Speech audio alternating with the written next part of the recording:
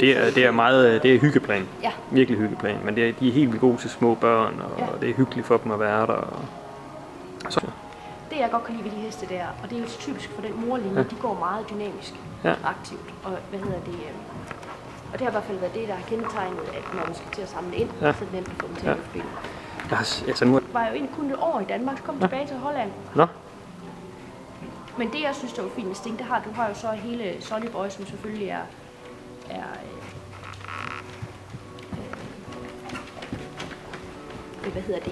du har hele Don Sufros helsøster, altså Sonny Boy, det er Sandro Hit på Don Sufros helsøster, altså 100% helsøster. Okay. Så det er Sonny Boy. Og det har jeg godt hørt meget. Det er på en hoppe, som kommer ud af en Rubinstein-linje. Ja, lige præcis. Og derfor tænkte jeg, at det var ret spændende, du har det hele i en stor cocktail i kraft af Sting.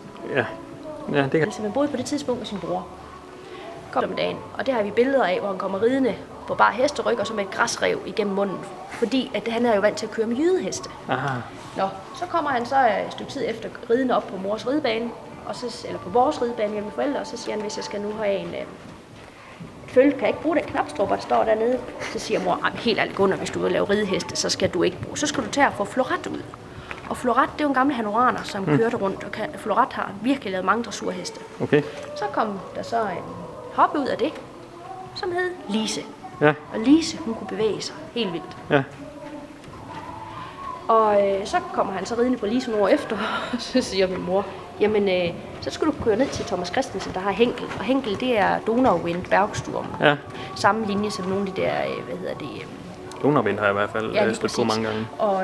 Men der får han så en stor, flot rød hoppe ud af det, og der beder min mor så om, hvis han vil bruge Alexander, så vil hun godt købe, hvis det bliver en hængsteplag. Og der kommer en hængsteplag, og det bliver min mors første Grand Prix hest. Okay. Og lillebroren kommer året efter, og det bliver min første Grand Prix hest, markant. Og tredje gang, der kommer den hoppe, og den hed Alexis, selvfølgelig Alexander, ikke? Og dens første fødte var en Sydney, og den kom jeg til den bliver nummer 4 til DM i 2002 med for sin mor. Superhest. Ja. Nå, så var Torben og jeg jo lidt interesseret i de der hopper dernede, fordi og det var en del af min familie. I mellemtiden så køber min søster, så sker der det ved det, at Thomas Christensen havde en Diamond på en Alexander, et føl, som min søster og jeg vi køber. Og det er så mormoren til den der. Men den bliver ikke så stor. Nej. Så bytter jeg så med den der, som lillebroren til min mors. Ja. Og det er så mormoren. Og så kommer der så en Sydney på den Diamond hoppe, og det er moren til den der. Okay. Og du ved, Sydney stod lige over ved Svendingsen, lige herovre i Skal, så det var nemt at køre til. Jeg husker det der alligevel der. Jamen, de har videoer, fordi der kan vi ikke snakke med. Ankronoman.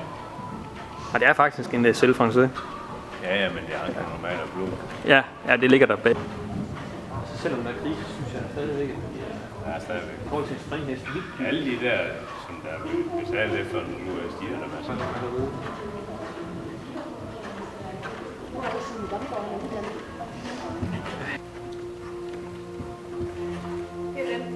Nå? Jeg kigger ind i dag.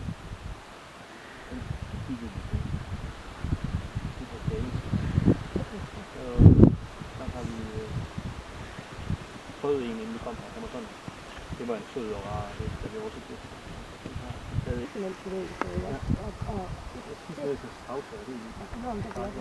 Ja, helt flot. Det ser godt ud. Men det må man sige, alle de hopper, valgerne, altså alle de heste, der kom på den hoppelinje, det vil sige, de har altid haft det.